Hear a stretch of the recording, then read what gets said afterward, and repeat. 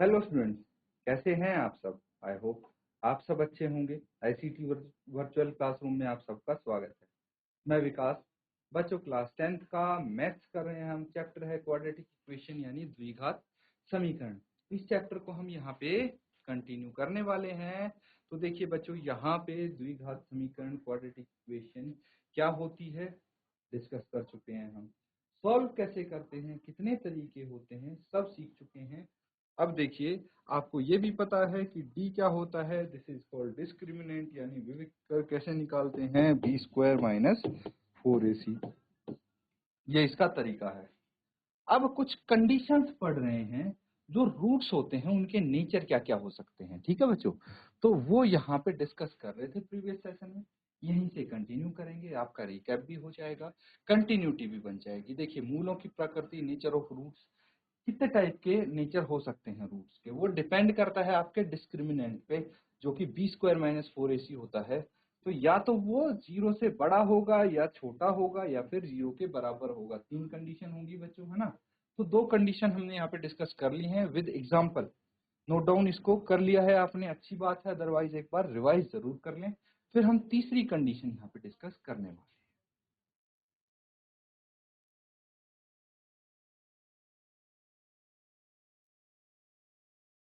तो ठीक है बच्चों, ये दो चीज डिस्कस कर दी हैं हमने।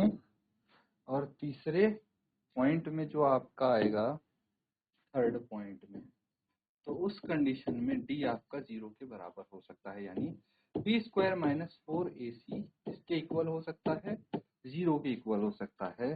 तो आप लिखेंगे दो बराबर वास्तविक मूल। ठीक है, दो बराबर वास्तविक मूल यानी 2 इक्वल एंड रियल रूट्स। ठीक है, ये प्राप्त होंगे हमें। चलिए, विद हेल्प ऑफ एग्जाम्पल इसको हम समझते हैं। जैसे एक उदाहरण ले लीजिए आप, x² minus 6x plus 9 is equal to 0। ये एक एग्जाम्पल हमारे पास आ गया। ठीक है, तो यहाँ पे देखेंगे हम सबसे पहले d निकाल के। b² माइनस 4ac है, b कितना है -6, -6 का स्क्वायर निकालिए आप, -4, a कितना है 1 है ना, और c कितना है 9 है। तो -6 का स्क्वायर 36, और ये भी 36 आ गया। d कितना आ गया 0 आ गया। तो d 0 अगर आएगा तो क्या होंगे इसके रूट्स, रियल एंड इक्वल।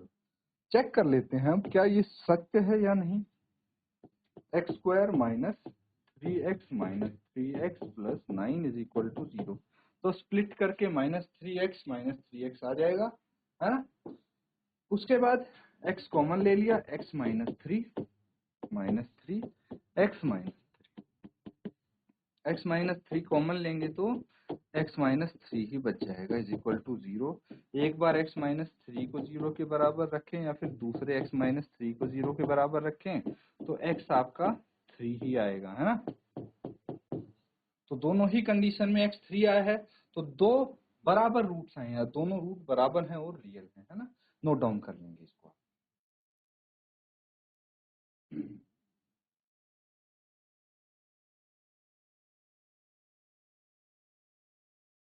तो बच्चों, ये सब ने कर लिया है नोट डाउन। अब देखिए, एक सवाल अपने आप से पूछिए कि ये चीज करने के बाद, है ना, अगर आपको कोई भी क्वाड्रेटिक इक्वेशन दे दी जाए तो क्या उसके मूलों की प्रकृति आप ज्ञात कर सकते हैं। अगर आप मूलों की प्रकृति ज्ञात कर सकते हैं, मतलब ये कॉन्सेप्ट आपका क्लियर है।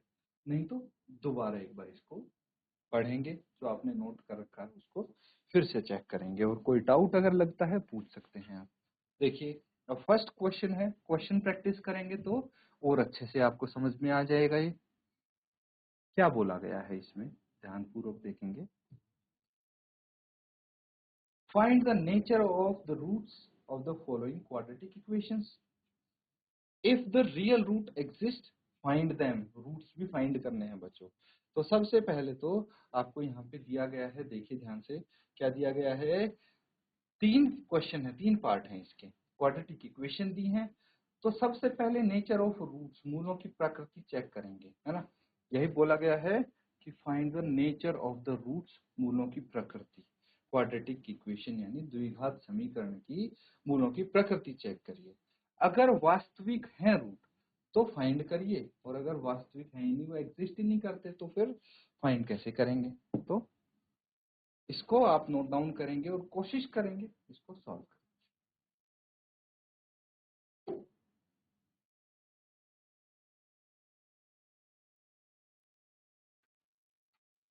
तो बच्चों यहाँ पे देखिए फर्स्ट पार्ट है आपके सामने, है ना, इसको सॉल्व करेंगे।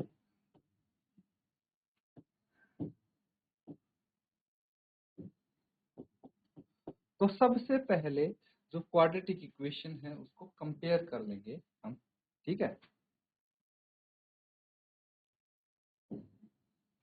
कंपेयर गिवन इक्वेशन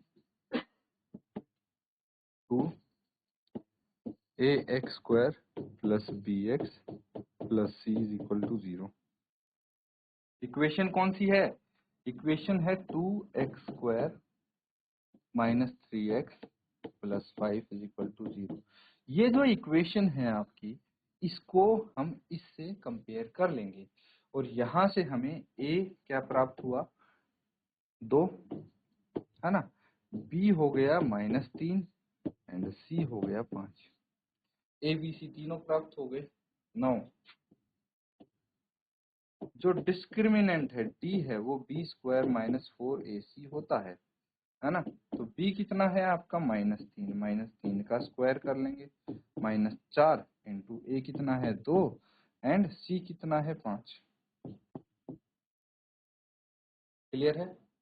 चलिए देखते हैं कितना आ जाएगा। ये d आपका आ जाएगा 3 तिया 9, 9 आ गया, -5 के 20, 20 दूनी 40, है ना। तो d आ गया -31। अगर d -31 है तो आप बोल सकते हैं because d is smaller than 0, therefore no real roots exist. भाई इसके तो रियल रूट्स, वास्तविक मूल एग्जिस्ट ही नहीं करते। तो यहीं पे खत्म ये क्वेश्चन, नोट डाउन कर लीजिए।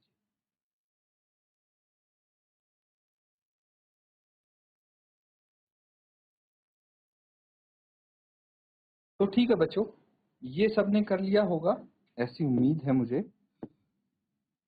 अगला सवाल करेंगे अब देखिए सेकंड पार्ट है आपका, क्या है, 3x square -4 root 3x plus 4 is equal to 0। इसको हम कंपेयर कर देंगे। Compare given equation to ax square plus bx plus c। इससे कंपेयर करने से क्या होगा कि हमारे पास a b c तीनों की वैल्यू आ जाएगी। a है 3, b है -4 रूट 3 एंड c है 4। और इसकी वैल्यू अलग से लिख लेते हैं तो मिस्टेक होने के मिनिमम चांस हो जाते हैं। अब देखिए, बिकॉज नाउ जो d है वो किसके बराबर होता है, बी स्क्वायर -4ac के बराबर होता है। ये तो आपको पता ही है। अगर पता है तो फटाफट इसकी वैल्यू निकाल लेंगे। क्या वैल्यू आएगी, d is equal to B कितना है -4 रूट 3, इसका स्क्वायर कर देंगे, -4, a कितना है 3 और c कितना है 4। चलिए आगे सॉल्व कर लेते हैं इसको। इसका स्क्वायर कितना आ जाएगा, देखिए 4 का स्क्वायर 16 और रूट 3 का स्क्वायर 3, तो ये आ जाएगा 16 इंटू 3 और -48, 4 चौक 16 थी 48, तो 48 -48 कितना आ गया, 0 आ गया। d क्या है, 0 है। तो ये चीज तो कंफर्म होगी बच्चों, क्या, because d is equal to 0, therefore real and equal roots exist, ठीक है, बराबर और वास्तविक मूल एग्जिस्ट करते हैं, ऐसा हमें पता लगा है डी निकालने से। अब ये रूट्स इसके निकालेंगे हम, पहले इसको नोट डाउन।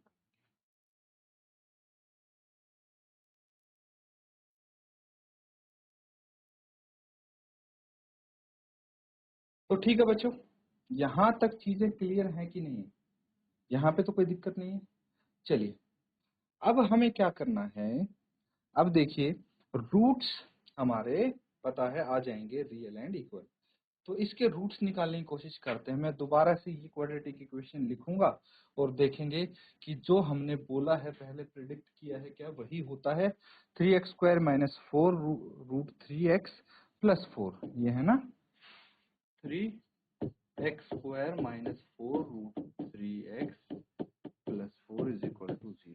देखिए ये मैंने कॉपी कर ली है क्वाड्रेटिक इक्वेशन जो आपकी है, इसको अब सॉल्व कर लेंगे। सॉल्व करने के लिए हमारे पास दो मेथड हैं, एक तो क्वाड्रेटिक फॉर्मूला, दूसरा फैक्टराइजेशन। तो यहाँ पे हम यूज करेंगे क्वाड्रेटिक फॉर्मूला। यूजिंग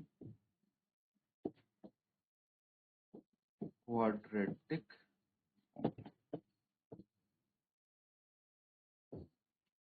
क्या है, x is equal to minus B plus minus under root b² - 4ac क्या होता है, d होता है। तो क्या मैं सीधा d लिख दूं? बिल्कुल लिख सकते हैं भाई। यहाँ पे क्या है, 2a, तो वैल्यूज रखिए। अब माइनस बी कितना है, minus minus root minus 4 root 3 plus minus D कितना है, 0 आया है आपका 2, ए कितना है 3 है। फिर डी 0 आया है, डायरेक्टली 0 रख दिया मैंने, दोबारा कैलकुलेट करने का क्या पॉइंट है। इसीलिए यहाँ पे x की वैल्यू क्या आ जाएगी आपकी, ये आ जाएगा 4 रूट 3 प्लस माइनस रूट 0/6। एक काम करेंगे,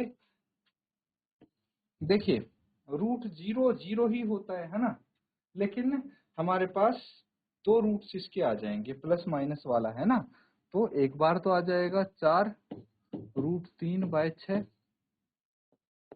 है ना, प्लस 0 या माइनस 0 0 होगा, और एक बार आ जाएगा x is equal to 4 root 3/6। ठीक है, अब देखिए दोनों इनको सिंप्लीफाई कैसे करेंगे, 4 रूट 3/6 है। ध्यान से देखिए, मैं एक को आपको सॉल्व करके दिखा रहा हूँ। 2 से कैंसिल आउट करने पे 2 या 6, ये आ जाएगा 2 रूट 3/3।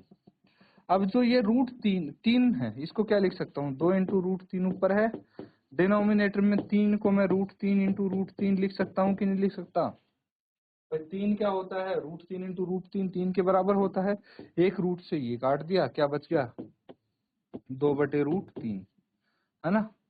तो ये आपका क्या आ जाएगा, x इज इक्वल टू 2/√3 2/√3, ये आंसर आ गया आपका। नोट डाउन कर लीजिए इसको।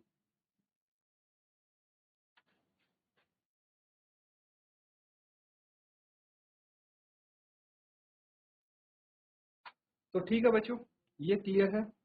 अब देखिए, तो इसका लास्ट पार्ट है, बिल्कुल ऐसे ही आप करेंगे इसको भी, है ना, ऐसे ही, मतलब जैसे बाकी के पार्ट्स हमने किए हैं।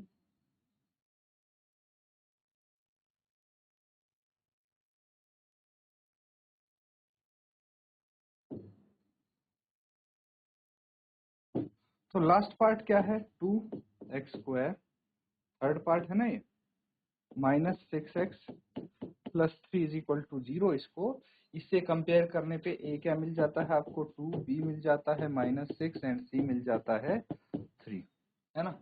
यहाँ से d निकाल लेंगे, d is equal to b² - 4ac, और d निकाल के चेक करेंगे कि आपके जो रूट्स हैं उनका नेचर क्या है, और उस अकॉर्डिंग बाकी दो क्वेश्चन किए थे बिल्कुल डिट्टो सेम है ना। तो ये होमवर्क में आप कर पाएंगे, बिल्कुल कर पाएंगे, इसको होमवर्क में करना है।